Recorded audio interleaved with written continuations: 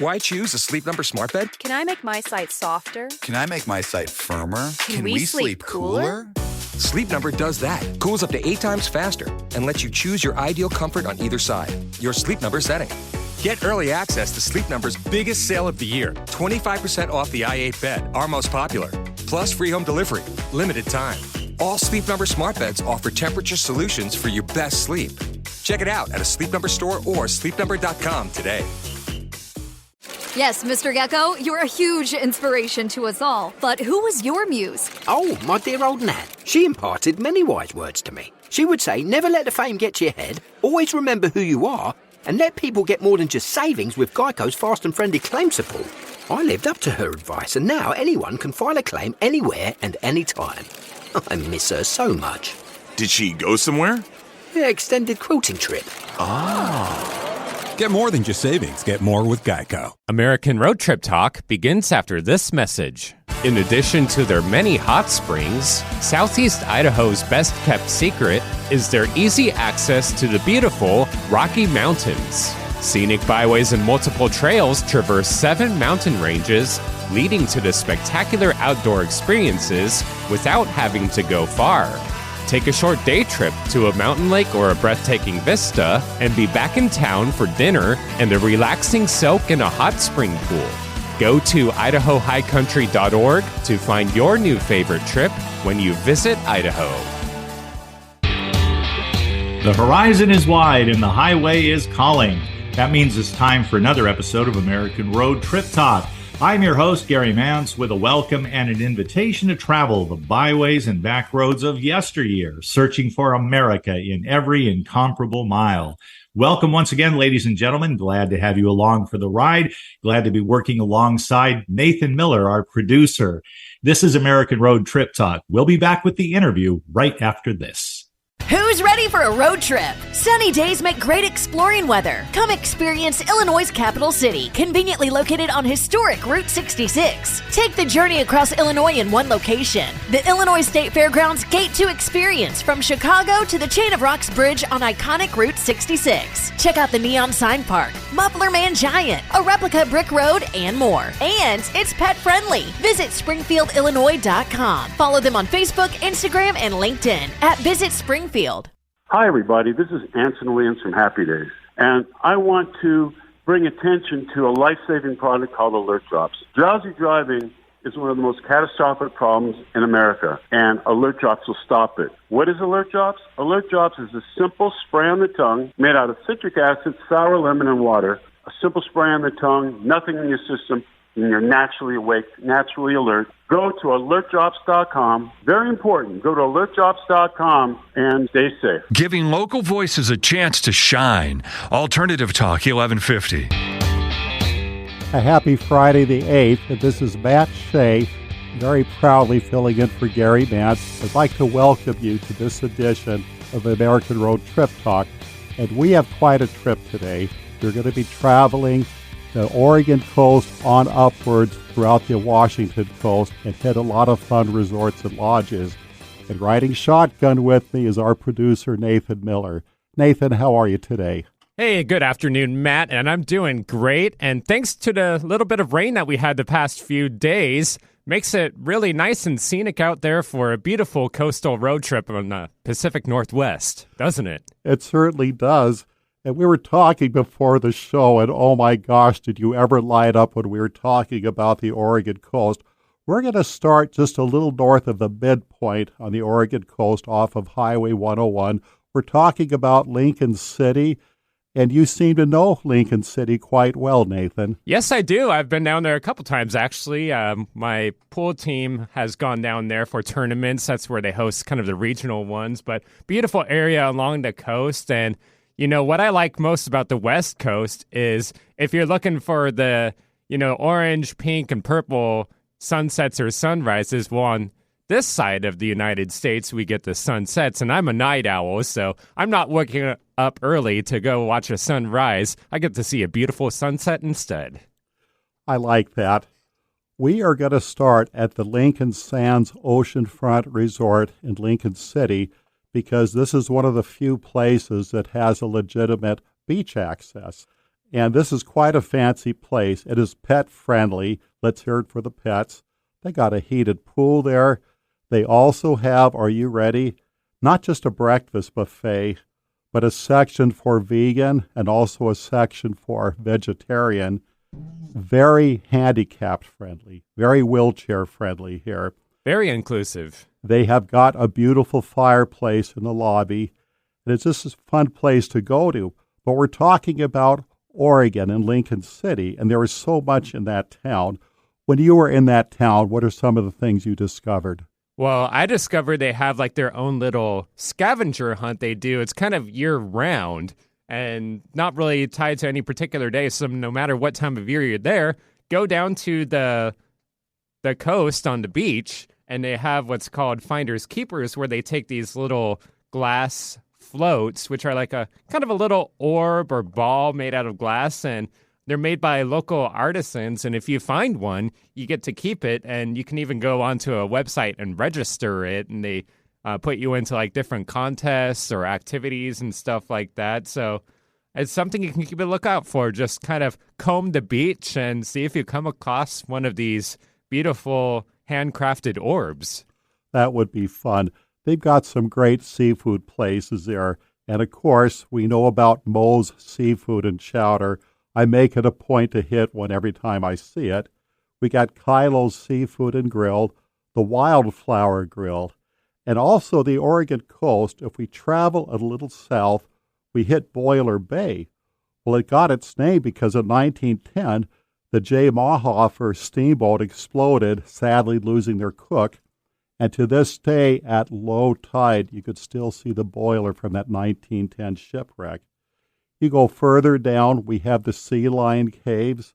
There's an awful lot there. But we're going to travel up north now. We are going to go to Cannon Beach. Do you know how Cannon Beach got its name? Cannon Beach. I kind of want to say something about Civil War, but I know that was way before we got over to the West Coast and, the ships would shoot their cannons. So I'm curious, how did it get its name? In 1846, the USS Shark ran aground, and through time, the pounding of the waves sank. But the pounding action loosened the ship up, and one of the cannons on board made it to the shore. Hence, we got the name Cannon Beach. Okay. Cannon Beach has some incredible resorts there. They have the Hallmark Resort in Cannon. Pet-friendly. It's right off the beach. Beautiful view of Haystack Rock right in front of me. Are you ready for this? 2 indoor heated saltwater pools, 3 hot tubs, and we're talking families. Here we go. Free popcorn. All the free popcorn you could eat. They have an on-site spa. They have therapeutic massages. Downtown is within 10 minutes. Seaside is only 15-mile drive up. And then we also have Schooner's Cove Inn off the beach as well, an ocean view balcony near the Coastal Playhouse Theater. And of course, we're nearby Ecola State Park, which is fascinating. Beautiful park that's just a cliff right off the ocean you could see for eternity. And we have some fun restaurants. We have the Wayfarer Restaurant and Lounge, the Driftwood Restaurant and Lounge, Honest Table, which many claim to be the greatest seafood place in all of Oregon. That's a pretty high rating. Now, I think we're getting close to the Washington border here, aren't we? We're getting close, but we cannot miss Seaside. Seaside is fun because that's where the Lewis and Clark expedition is credited for running out of land. There they are at the ocean, and they have a beautiful monument to commemorate that. They have their horse-drawn carriages and stuff like that, but they didn't have a rowboat or anything. No, but they made it. We have the Worldmark Seaside, and this is beachfront, an outdoor pool, right in town where all the shops are. And we also have the High Tide Oceanfront Inn, and that's off the beach. I've stayed there before. And that's H-I, not H-I-G-H? It is high. They were just brief and to the point. H-I Tide. And it's near the aquarium. And, of course, they have a heated pool and hot tubs. The shops are incredible there. Lots of saltwater taffy, fun restaurants, A lot of places for kids to play the arcade games, getting shirts any size, anything on it. That type of fun town. Now, I know we are going on our next stop is to Washington, but there is another place I wanted to mention in Oregon, too, that I've been to, just south of Lincoln City, actually, which is Depot Bay. And on the American Road Trip Talk show, before, we've always featured Erica Nelson, who always talks about the world's largest collection, about world's smallest versions of the world's largest things. I hope I said that correctly. It's a mouthful, but in Depot Bay, they have the world's smallest harbor, and if you blink, you're gonna miss it, and it's very well recognized. They got a sign for it, says world's smallest harbor, but you just go over this little bridge, there's this small canal, and you'll see boats going in and out of it, but yeah, it probably is a harbor that holds maybe 5 to 10 boats, and that's it, and it's known as the world's smallest harbor. I hit a few restaurants right off the water there. I love it. It is so quaint. Before we leave Oregon, I want to make mention of Warrington, Oregon, because that's where the 1906 shipwreck Peter Iredale is. And they were experimenting with metal frames, and that's the reason why this old sailing vessel from the Old Spice era is still there. And what I got a kick out of it is that Astoria had a write-up about the crew of this 1906 Peter Iredale because they all survived it, and they just commemorated how well-behaved they were considering that they were sailors. Well, now let's go over to Washington, and if you're on a motorcycle, you got to put your helmet back on, and if you're driving a car, you can pump your own gas again. Yes, we can. We're going to go to Long Beach, the world's longest beach. They make it very important that you know that.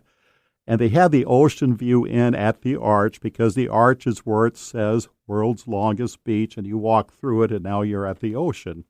And they have an excellent restaurant on top of it. A very good seafood place, watching the waves. Pet-friendly place, pool, hot tub. Town is fun. They have Marsh's Free Museum, all sorts of oddities there, but more important, you name the candy, they got it by the barrels there. And they have a well skeleton there. It's from a gray well that's over 40 feet long, and it was 18 tons in its prime. And here we go. I think you're going to like this. They have the World Kite Museum and Hall of Fame. I'd be very interested to see who made the Hall of Fame for flying kites. I know it's a big culture, and no better place to set a kite sailing than on the beach where you get all those coastal winds coming in. You don't have to run, just tug on the line and up it goes. They have Fort Canby Park there, and that is from 1875. 2 lighthouses, one North Head built in 1897, the other one Cape Disappointment 1856. We're going back quite a ways here. But they also have the interpretive center there, a Lewis and Clark Museum, and then on top of it, they have a shipwreck museum. You're overlooking the mouth of the Columbia, and they are having these shipwrecks marked just above the waves you're looking at. Then the room is full of artifacts from that shipwreck that went down 60, 70, 100 years ago. Now, we can't talk about Cape Disappointment without talking about how it got its name, Disappointment. How Cape Disappointment got its name is that in 1788, Captain John Mayers from England missed the river bar because he knew that there was quite a river possibly going through the entire continent. But in 1792, Captain Robert Gray did discover it and made it in, and the rest is history. We have the Columbia, named after Gray's ship. We have Gray's Harbor, named after Gray County. So if you go there, you definitely won't be disappointed, as the name might suggest. No, but the first one, the English captain was. He was so close. It was a snake. It would have got him. Now, we're going to go up the coast a little to one of my favorite places, Ocean Shores. I enjoy the Gray Gull there. I have stayed there many, many times. You got fireplaces. You overlook the ocean. They got a pool outside. It's a lot of fun. They have Bennett's Fish Shack there. That's a fun rustic place. Looks like it was built in the 1920s. that theme. But we also have the Ocean Shores Quinault Casino with Emily's Dining there. They have magnificent suites there, fireplaces, jacuzzis overlooking the ocean, live entertainment, a beautiful fireplace in the lobby. And Ocean Shores is fun. They got the candy shops, they got go-karts. You could fish Duck Lake there year-round, and sometimes you catch a trout, sometimes you get a salmon. Wonderful. Both great Pacific Northwest types of fish that are very sought after. And I bet they have some pretty good places to eat those, too. Oh, yes, they got barbecue pits everywhere. We're going to head further north now to Mole Clips. Mole Clips is a quaint little quiet town, and I don't know if the word sleepy is the right word. It's just quaint, and it's a tight community. But they have the Ocean Crest Resort there. It is pet-friendly, an indoor pool, beautiful beachfront, a famous restaurant, the Ocean Crest Restaurant. I ate there before. But here's what I like. The beach has floodlights at night.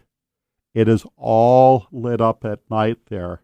Oh, wow. And, so you could go there at nighttime and still be illuminated. Oh, yes, and the stars are still out there. Beautiful place. The restaurant there, I haven't been to a better one. There's something about actual seafood right off the ocean. You think you know where they got their fish. Yeah, get it right from the source. Doesn't get any more organic than that, I would say. It does not. We're going to head further north to Lake Quinault Lodge. And Lake Quinault Lodge, was built in 1926. I have stayed there before. And they have the Roosevelt dining room because Franklin D. Roosevelt ate there in 1937, and in his honor, they changed the name in his honor. It is a beautiful lodge there. Big mountain fireplace there. Enjoy it so much. A lot of fishing in that lake, too. But they also have the Rainforest Village right next to it. Again, they're off the lake as well. And they have their restaurant there, the Salmon House. And it's pet-friendly. There's a fire pits everywhere. Stores, gift shop, gazebos right off the lake. You could sit there, have your privacy. And they also have cabins there. So an actual rainforest, then, environment? Yes, it is. Yes, it is. Where else in the world can you be in a rainforest and be at the beach within minutes? That's the beauty of the Pacific Northwest. We get all that stuff for us. The Olympic rainforest and the whole rainforest. It is. And then we have Claylock just north of it a bit. And they have a lodge that was built in 1953, very rustic. They have the Creekside Restaurant. I've eaten there many times. They have cabins there, firewood, nice stoves there and that. Beautiful to walk the shoreline, and then there's your cabin unless you're staying in the lodge. And, of course, they got campgrounds there as well.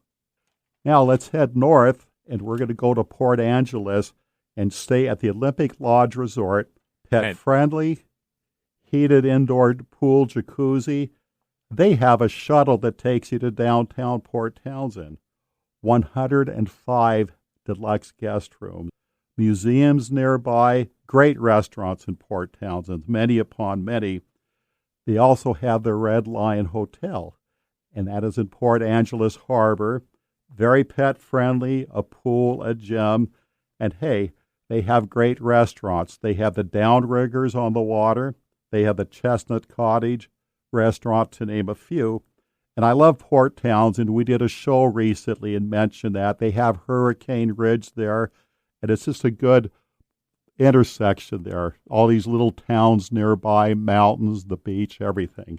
Now, just want to make it clear that we're not so much on the coastline anymore as far as like ocean coast goes. We're starting to go more inland as far as like the Puget Sound region, and soon you'll be able to see more land on the other side of the water, but still great, beautiful places to visit and should not be missed for any time you want to be on the water. In our defense, we are following the main route of Highway 101. Oh, yes. Yes, exactly. We'll go to Port Townsend now. And Port Townsend is a fun seafaring town. Very, very famous. Stayed there many times. They have the Washington Hotel on the waterfront. It is near the Ann Sterrett Mansion, which I've been to before. I think that thing is 7 stories tall. I'd been in it. I talked to the owner, talked to guests who stayed there and that. They have the Harborside Inn that overlooks the harbor, obviously. They have the Manresa Castle. I've been in it a few times. It's from 1892. Formerly, the Jesuit priests lived there. They have great restaurants in town. They have the Salish Grill, the Old Whiskey Mill. I bet I know what that building used to produce. They have the Bayview Restaurant, the Silverwater Cafe. And then we have Discovery Bay. And here we go. When I found this morning, You discovered Discovery Bay? I discovered the Chevy Chase beach cabins, but it's not what you think. These are 7 cabins that have been in service for a good 125 years, and some of them are right off the cliff overlooking Discovery Bay, the mountain range. Some of them are in a meadow. Some of them are looking over a garden with tall trees. Well, the original owners had it in 1897, and the wife's name was Lenny Chase. Years later, her daughter took over, and in 1923 upgraded it and named it Chevy Chase long before that crazy actor was born. Fun crazy actor, excuse me, because they were from Cheviot Hills, England, and the rest is history. All right, and then we are off to another port, correct? Yes. Staying in all these ports. We're going to Port Ludlow now, and this is the resort at Port Ludlow. They have outdoor tennis, pets. They have bike rentals. They have an incredible fireplace in the lobby. They're right off the water. They have the famous Fireside Restaurant, and basically they say that it's not just fresh seafood, it's farm-to-the-table dining. That community is what fills the kitchen. And not just one of like those trout farms. It's like the actual farm of the ocean. Correct. They have boating there. They have golfing, hiking. They have the Shine Tideland State Park there. But it's very quaint and rustic there, but you are very close to Port Townsend. So you got the bigger cities, but just historical place after historical place. Really something. And you got to also see a bunch of kind of like dry docked boats out there too. That was one thing that when I was at Port Townsend was really neat, to just going around and seeing all the various different types of builds for boats and how they design them and to go out into the seas. Oh, yes. Yes, exactly. We are now heading up towards the Canadian border because, again, we're off the water, and we're going to Blaine, Washington, and this is the Sandcastle Resorts and Spa at Birch Bay. I have stayed there before thanks to my little sister and her good husband. They have 26 condo-style rooms across from the beach. A lot of fun shops there. Great seafood places such as CJ's Beach House, where I've eaten before. Bay Breeze Restaurant and Bar, I've been there. The beach at Birch Bay, I've been there. And Birch Bay has an incredible array of fish and chips. Each establishment has their own way of preparing fish and chips, and I still haven't made up my mind which one I like. But it's not two the same. They each have their own way, and I don't know if gourmet is the right word, but fish and chips, come on, you're off the water. You love fish and chips in the chowder. Very there. good quality. Oh, yes. And then they have the Sea Shop, Candy Shop, which I've toured more than 3 or 4 times. And C is just the letter C by itself. Like okay, cat. So not SEA. No, just C. But here they have homemade fudge, they have homemade peanut brittle, homemade ice cream, but you could also get behind the counter and talk to the people who are crafting these delicious goodies, and they will show you how to do it, the tricks of the trade. Oh, you've got my mouth watering already. Well, and I just ate. Oh, if somebody's going to teach me that's a friend for life, I'll adopt that person.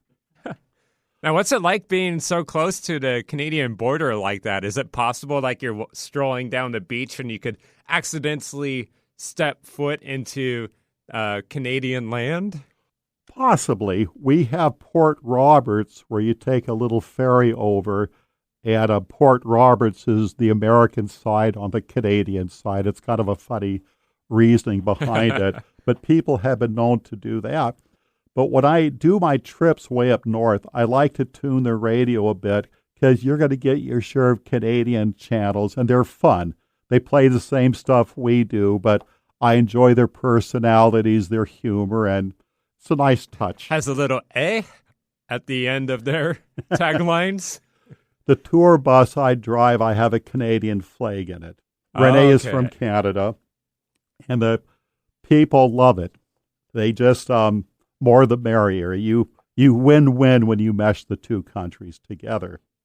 But this has been a fun show. 2 weeks ago, we were doing the mountaintops where you could camp during the summertime in the snow, and now we went down to sea level and went to the ocean resorts. Who knows? Maybe next we'll have to find some canyons to traverse in so we can go underneath the sea level. I actually know a few. All right, let's save it for later. Okay. Well, this is Matt Shea thanking everyone for joining us, and that includes you too, Nathan. You were wonderful once again. And please enjoy your weekend, and we hope to have you back next week. And thank you, ladies and gentlemen, for tuning into American Road Trip Talk. Along with Thomas and Becky Repp, co-founders of American Road Magazine, we remind you to visit our website, AmericanRoadMagazine.com, to preview the current issue. Until next time, dream well and drive safely on the American road.